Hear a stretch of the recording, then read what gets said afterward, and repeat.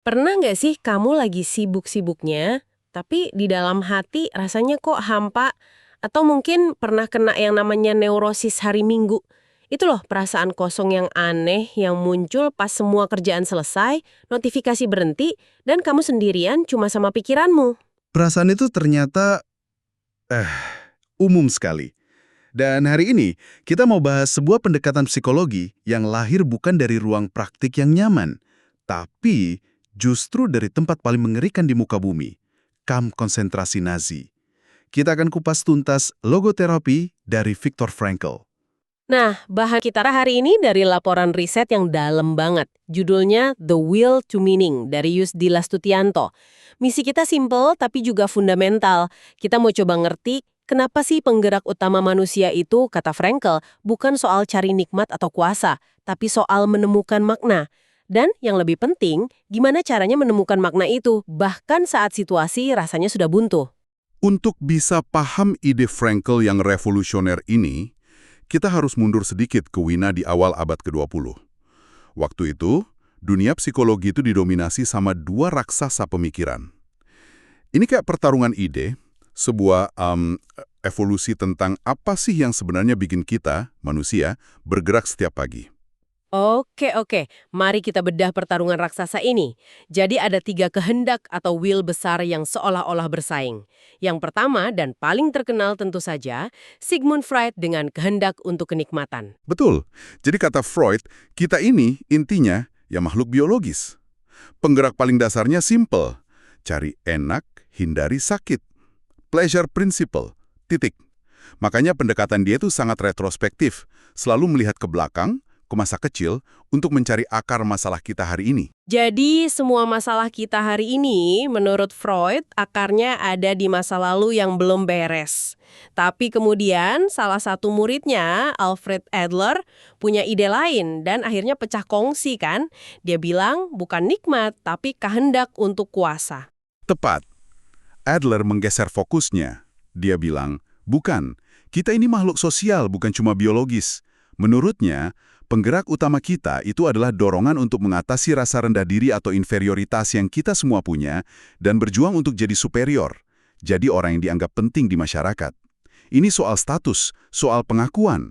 Tunggu sebentar. Jadi Freud melihat ke masa lalu, Adler ke status sosial kita saat ini. Tapi kehendak untuk makna dari Frankl ini rasanya lebih ke depan ya, tentang tujuan. Apakah itu perbedaan utamanya? Itu poin yang sangat tajam. Benar sekali. Frankl tidak menolak kalau manusia butuh nikmat atau kadang mencari kuasa. Tapi dia melihat itu semua sebagai, produk sampingan. Kenikmatan itu, katanya, efek dari kita berhasil memenuhi makna. Kuasa itu cuma alat. Dorongan primer kita, yang paling dalam, adalah menemukan makna hidup. Dan saat dorongan ini gagal, saat kita merasa hidup ini hampa, disitulah muncul apa yang dia sebut neurosis nogenik. Penyakit yang akarnya bukan di psikis atau fisik, tapi di kekosongan spiritual. Nah, ini dia bagian yang menurut saya paling mengubah cara pandang. Frankl itu anti banget sama reduksionisme. Ide yang bilang kalau manusia tuh cuma sekumpulan gen atau produk masa kecil.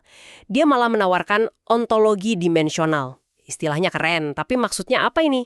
Intinya, Frankl bilang kita nggak bisa melihat manusia secara datar. Kita ini 3 dimensi. Dimensi pertama, somatik, soma. Ini tubuh kita, biologis, gen, kimia otak. Ini adalah takdir kita, dalam artian kita nggak bisa milih gen kita, kan? Oke, ini perangkat kerasnya lah ya. Persis.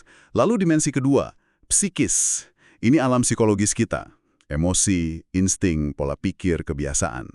Ini juga sebagian besar adalah takdir. Hasil dari pola asuh, lingkungan, pengalaman.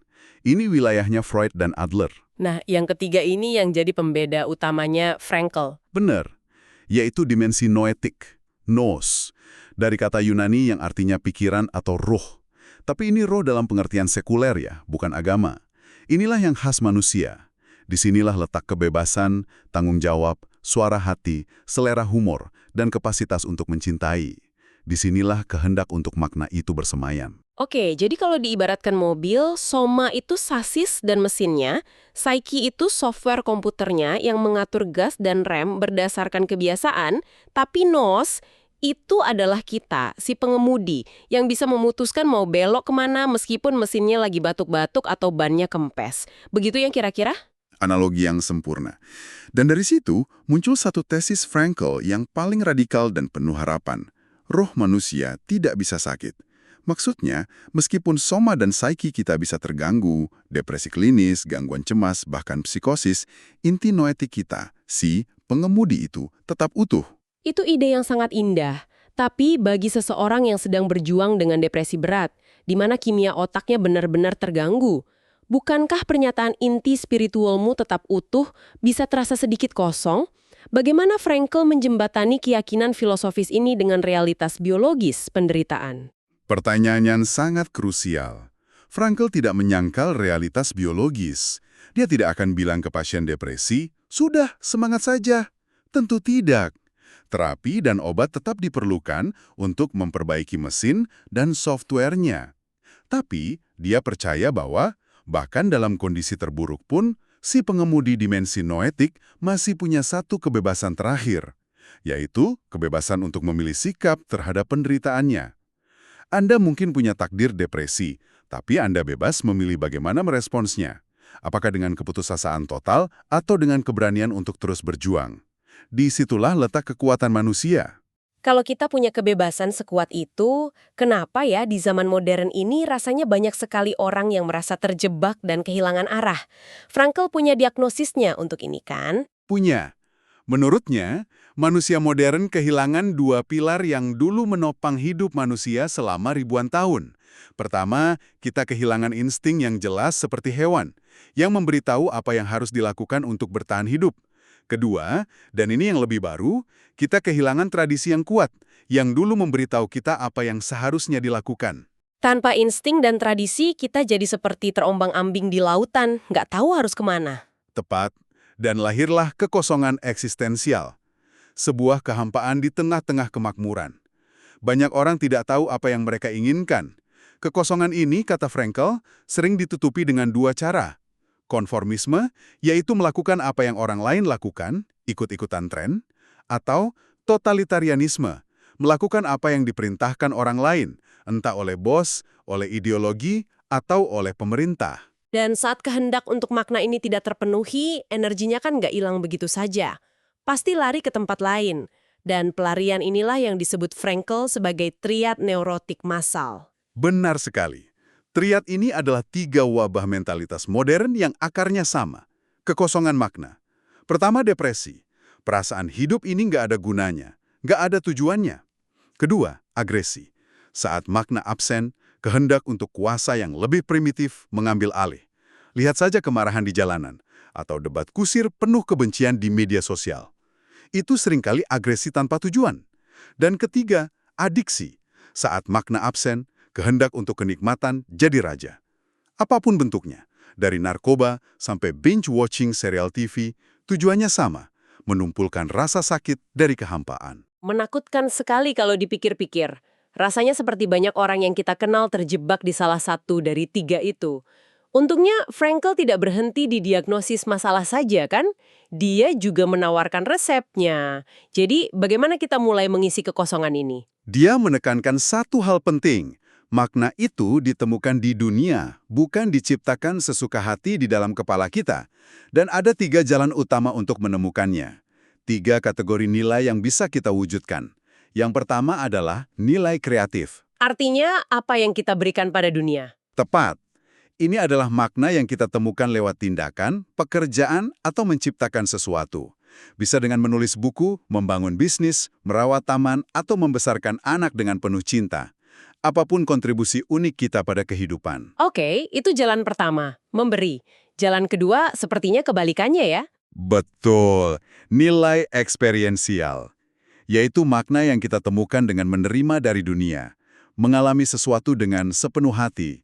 Bisa dengan terpukau oleh keindahan alam, tersentuh oleh sebuah karya seni, atau yang paling dalam, melalui cinta kepada orang lain. Frankl bahkan bilang, satu momen mengalami keindahan yang luar biasa bisa memberi makna pada seluruh hidup, bahkan jika hidup itu penuh penderitaan. Dan yang ketiga, ini yang paling khas Frankl, yang lahir langsung dari pengalamannya di Auschwitz. Nilai sikap. Inilah jalan terakhir dan paling heroik. Ini adalah makna yang bisa kita temukan ketika kita tidak bisa mengubah situasi sama sekali.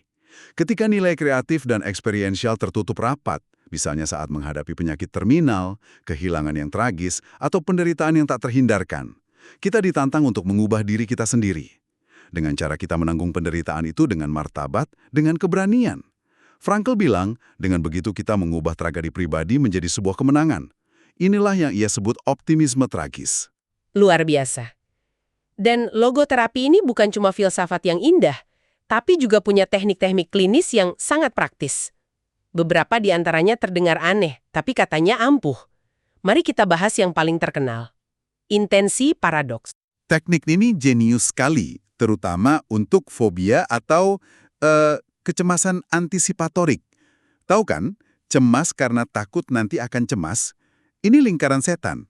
Kamu takut akan berkeringat di depan umum, kecemasanmu itu justru memicu keringat, dan kamu jadi makin cemas. Lalu bagaimana cara Frankl memutus lingkaran ini? Dia meminta pasiennya untuk secara sengaja menginginkan hal yang paling mereka takuti itu terjadi, bahkan melebih-lebihkannya dengan humor. Ada contoh klasik di laporannya, seorang dokter muda yang fobia berkeringat di depan atasannya. Frankl menyuruhnya untuk bilang ke diri sendiri, biasanya aku cuma berkeringat 1 liter. Hari ini aku akan tunjukkan pada mereka semua bagaimana caranya berkeringat 10 liter. Itu konyol sekali, tapi saya bisa bayangkan bagaimana itu berhasil. Mustahil untuk tetap cemas saat Anda sedang mencoba memecahkan rekor dunia untuk berkeringat. Anda jadi menertawakan ketakutan Anda sendiri. Persis. Humor menciptakan jarak antara kita dan gejala kita. Saat kita menghendaki hal yang kita takuti, rasa takutnya justru hilang, dan sistem saraf yang tadinya tegang jadi rileks. Ada juga pasien insomnia yang disuruh untuk berusaha sekuat tenaga agar tetap terjaga. Tentu saja, tekanan untuk tidur hilang dan akhirnya dia tertidur lelap. Teknik kedua, ini juga menarik namanya derefleksi. Sepertinya ini kebalikan dari terlalu fokus pada diri sendiri. Tepat. Ini sangat relevan untuk masalah di mana semakin kita berusaha, semakin kita gagal. Contoh paling umum adalah disfungsi seksual, tapi ini berlaku di banyak area. Semakin kita cemas mengamati diri sendiri, kok aku begini ya? Ini namanya hiperrefleksi. Atau memaksa diri untuk berhasil, hiperintensi, fungsi alami tubuh justru macet. Karena fungsi alami tubuh kan nggak bisa dipaksa ya? Betul. Direfleksi artinya mengalihkan fokus dari diri sendiri ke sesuatu di luar diri yang lebih besar. Bisa fokus sepenuhnya pada pasangan, pada tugas yang sedang dikerjakan, atau pada makna dari momen itu. Saat tekanan untuk berhasil dilepaskan, fungsi alami tubuh seringkali kembali secara spontan. Ini bukan sekedar pengalihan perhatian, tapi reorientasi menuju sesuatu yang bermakna. Oke, ini semua secara filosofis sangat masuk akal dan contoh-contoh klinisnya juga kuat. Tapi ini kan dikembangkan puluhan tahun lalu, adakah bukti ilmiah modern yang mendukung kalau logoterapi ini memang beneran efektif? Ada, dan jumlahnya terus bertambah. Tinjauan sistematis dan meta-analisis modern menunjukkan logoterapi sangat efektif, terutama pada kondisi-kondisi di mana pertanyaan soal makna hidup jadi sangat penting. Contohnya seperti apa? Misalnya pada pasien kanker. Banyak sekali studi menunjukkan logoterapi secara signifikan menurunkan tingkat depresi, kecemasan, dan yang paling menonjol, kecemasan akan kematian. Sebuah meta-analisis dari 16 penelitian menemukan logoterapi punya efek yang besar dalam menurunkan kecemasan akan kematian, bahkan lebih efektif dari grup dukungan biasa. Wow, itu signifikan sekali. Bagaimana dengan populasi yang lebih muda misalnya? Pada mahasiswa, hasilnya lebih mencengangkan lagi.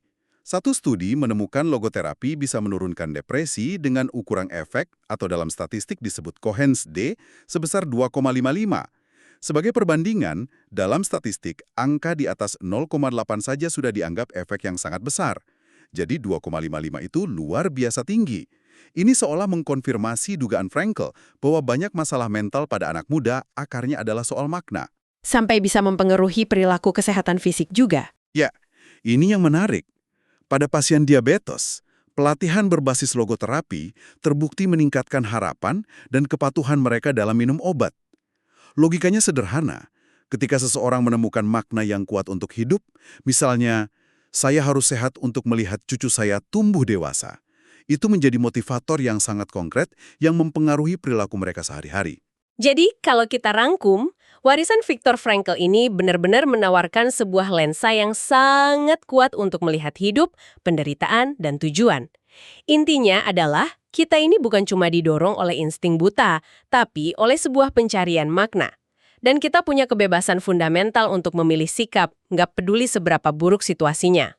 Dan makna itu bisa ditemukan di mana saja. Dalam pekerjaan yang kita berikan pada dunia, dalam keindahan dan cinta yang kita terima dari dunia, dan yang paling menakjubkan, bahkan dalam cara kita menghadapi penderitaan yang tak terhindarkan. Ini sebuah pandangan yang sangat memberdayakan ya, benar-benar memanusiakan manusia. Pada akhirnya, Frankl membalik sebuah pertanyaan yang sering sekali kita ajukan. Kita ini kan sering bertanya, apa sih yang bisa saya dapatkan dari hidup ini? Logoterapi mendorong kita untuk berhenti bertanya seperti itu, dan mulai mengajukan pertanyaan yang sebaliknya. Pertanyaan apa itu? Jadi, pertanyaan untuk kamu renungkan setelah ini bukanlah apa yang kamu inginkan dari kehidupan, melainkan seperti yang Frankl ajukan, apa yang kehidupan inginkan dari kamu? Tugas apa yang sedang menunggumu untuk diselesaikan? Orang mana yang sedang menunggu cintamu? Makna apa yang sedang menunggumu untuk diwujudkan?